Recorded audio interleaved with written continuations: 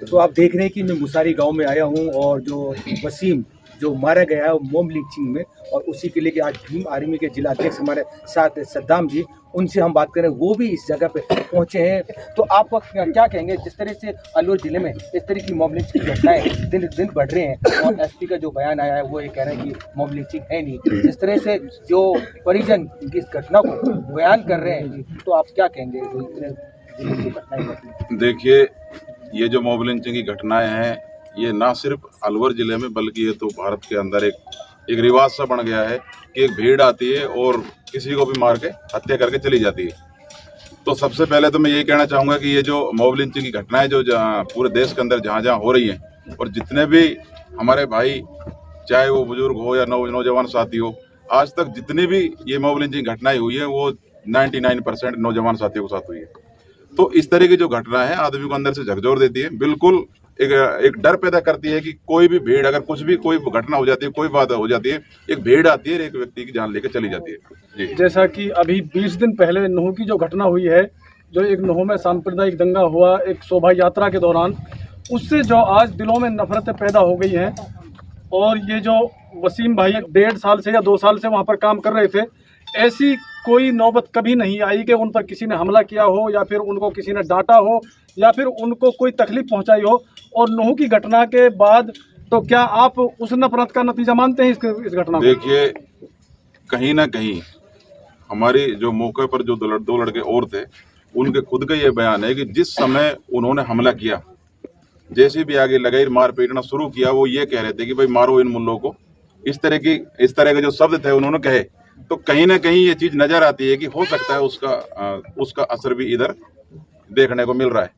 क्योंकि ये भारत जो देश है, आपको पता है, ये शांति का देश रहा है शुरू से, क्योंकि यहाँ पर बहुत से धर्म निवास करते हैं, बहुत से, आप जानते हो सारी चीजें, कितने समाज हैं, कितनी बिरादरी है, कितने धर्म हमारे यहाँ पे निवास करते हैं, सभी में भाईचारा रहा है। तो कहीं ना कहीं ये राजनीति का एक गंदा खेल जो हमारे देश के अंदर चल रहा है कि हिंदू को मुसलमान से लड़ा दो, जबकि हिंदू को मुसलमान से कोई लड़ाई नहीं है।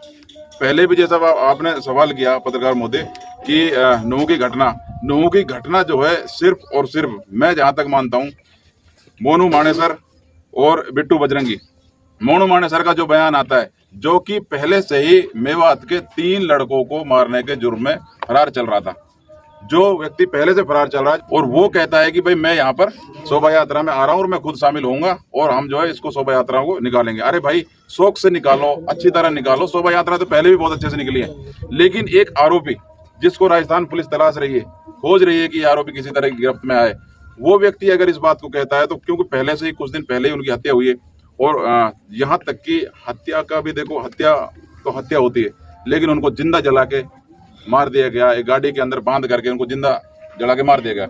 वो व्यक्ति कहता है कि भाई मैं नुह के अंदर आ रहा हूँ।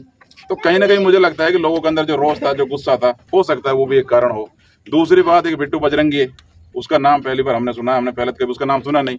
वो मेवात वालों को कहता है कि तुम्हारे भाई जे आ रहे हैं, फूल मालाएं तैयार रखना। इस तरह की जो बयानबाजी है, ये कहीं ना कहीं समाज में जो मनमुटाव पैदा करती है, और कोई न कोई इस तरीके की घटना कोई न कोई रूप ले लेती है।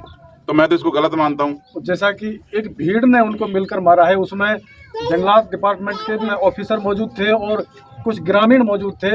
एक भीड़ ने मिलकर 3 लोगों को मारा है, और एसपी साहब कह रहे हैं कि ये मॉब लिंचिंग नहीं है। तो इस पर क्या कहेंगे आप? देखिए, पुलिस की कार्रवाई से हम बिल्कुल संतुष्ट नहीं अभी। क्यों नहीं है, मैं आपको बता देता हूँ। पहले दिन, जिस दिन ये घटना घटती है, रात को पुलिस 7 लोगों को गिरफ्तार करती है और हिरासत में लेती है।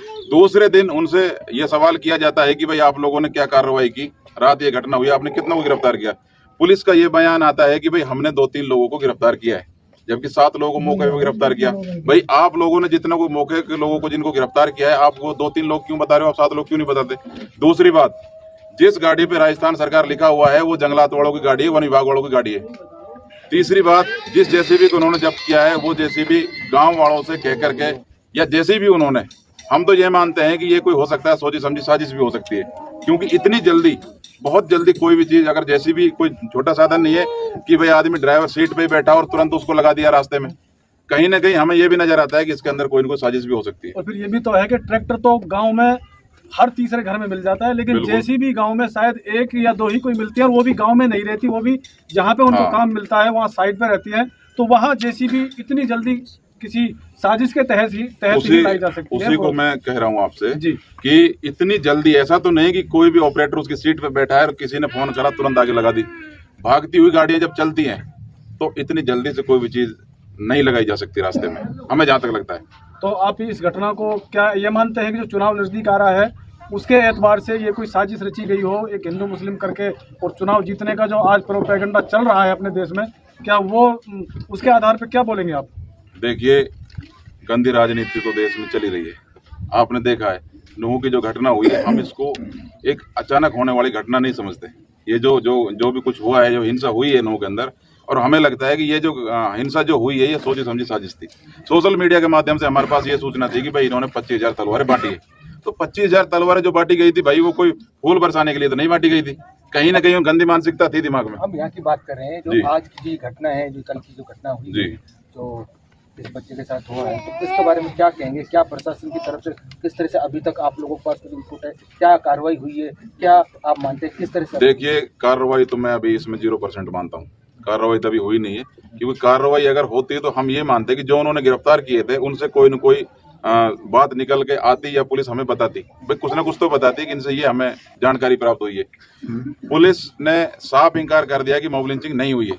एसपी का बयान है, कल का ही एसपी का बयान है। एसपी साहब कहते हैं कि भाई इनकी मॉब लिंचिंग नहीं हुई है। मॉब लिंचिंग नहीं हुई तो एक जेसीबी सामने से लगती है, पीछे से वन विभाग की गाड़ी आती है, उसके अंदर 6-7 लोग जो भी है वो उतर के आते हैं, फिर जो जेसीबी जो लगाते हैं वहां पे लोग होते हैं, वो सभी मिल करके इनको मारते पीटते हैं। तो आप बताइए, उसको मॉब लिंचिंग नहीं कहेंगे तो क्या कहेंगे? भीड़ के द्वारा मारा गया है उसको, तो मॉब लिंचिंग नहीं तो क्या है? तो मैं तो इसको यही मानता हूँ कि कहीं ना कहीं इसमें पुलिस का फेलियर मेरे को अब नजर आ रहा है, क्योंकि पुलिस सच तक नहीं पहुंच पा रही किसी भी तरह। क्योंकि एसपी का एक बयान आप समझ सकते हो कि एसपी ये बयान दे रहा है कि भाई मॉब लिंचिंग नहीं है, और सबके सामने है कि उनको भीड़ ने मारा है। तो हम तो इस बात को कहेंगे कि भीड़ ने मारा है, मॉब लिंचिंग हुई है, और वन विभाग के लोगों को द्वारा हत्या की गई है। क्योंकि किसी भी, अगर मान के चलो उनका लकड़ी का अपना एक कारोबार था, लकड़ी का कारोबार नहीं होता है, वो भी एक कारोबार होता है। वो किसी की कोई जबरदस्ती नहीं लेके आ रहे, कोई चोरी करके नहीं ला रहे।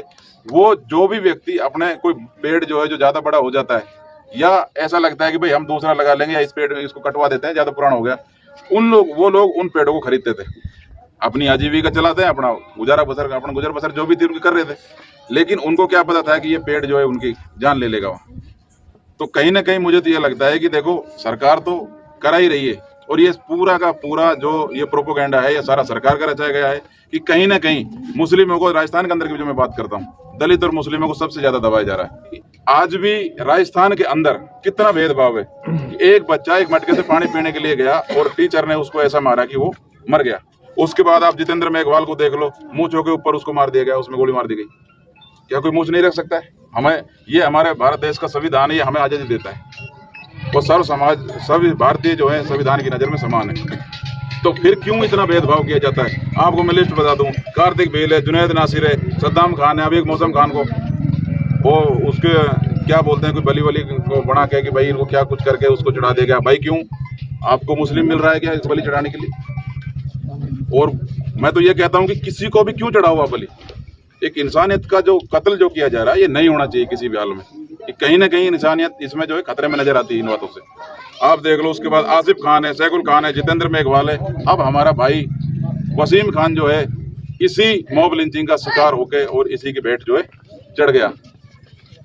तो हमें ये लगता है कि कहीं ना कहीं ये दलित मुस्लिमों पर जो अपने राजस्थान के अंदर जो अत्याचार हो रहा है, कहीं ना कहीं इनको दबाने का काम किया जा रहा है, इनको गुलाम बनाने का काम किया जा रहा है। लेकिन मैं इस गहलोत सरकार को बता देना चाहता हूँ, चेता देना चाहता हूँ, अब वो समय नहीं रहा कि आप लोगों की बात मानी जाएगी। अब समय वो है, हम संविधान की किताब अपने हाथ में लेके चल रहे हैं। हर राजस्थान का नागरिक, यहाँ तक कि हर भारत का नागरिक अपना हक अधिकारों के प्रति जाग रहा है, जागरूक हो रहा है। वो किसी भी सरकार के बहकाव में नहीं आएगा, या उनके किसी भी प्रोपेगेंडा के तहत, कोई गलत मानसिकता के तहत बिल्कुल भी बहकाव में नहीं आएगा। चाहे वो हिंदू मुसलमान करें या कुछ भी करें, बहकाव में नहीं आने वाली जनता भी इनके। भीम आर्मी कहाँ तक साथ देगी जो इस न्याय दिलाने के लिए? किस तरह से? देखिए, भीम आर्मी का तो काम है, और पूरे भारत देश के अंदर जहां पर भी कोई भी किसी भी प्रकार का कोई अत्याचार होता है, किसी भी बहन बेटी पर कोई अत्याचार हो या फिर किसी की लिंचिंग कर दी जाती है या किसी भी प्रकार का कोई अत्याचार अगर हो रहा हो, वहां पर न्याय दिलाने के लिए भीम आर्मी सबसे आगे आती है। मुझे लगता है भारत देश के अंदर आज की तारीख में तो सबसे पहले भीम आर्मी है। और बाकी बहुत से सामाजिक संगठन है, मैं सभी की कदर करता हूँ, सभी का सम्मान करता हूँ, लेकिन जैसे ही हमारे वसीम भाई के साथ जो मॉब लिंचिंग हुई है, मॉब लिंचिंग का शिकार हुआ है, मुझे लगता है कि सभी सामाजिक संगठनों को एक मंच पे आकर के भाई के लिए न्याय की बात करनी चाहिए, सरकार से अपनी मांग रखनी चाहिए। हमारा भाई वापस नहीं आ सकता, लेकिन सरकार इस भाई के परिवार की मदद कर सकती है अगर चाहे तो। हम अगर मदद नहीं करेंगे तो हम चाहेंगे कहीं ना कहीं सरकार खुद करवा रही है, इसीलिए ना तो न्याय दे रही है और उल्टा मॉब लिंचिंग के माध्यम से हमारे भाइयों को मरवाने का काम कर रही है। थैंक यू बात करने के लिए। तो आप देख रहे हैं कि लगातार जिस तरह से अल्लू अर्जुन में मॉब लिंचिंग की घटनाएं बढ़ रही हैं, अब इन पे कब तक लगाम लगेगा ये आने वाला वक्त बताएगा। देखते रहिए 24 टीवी नेटवर्क राजस्थान।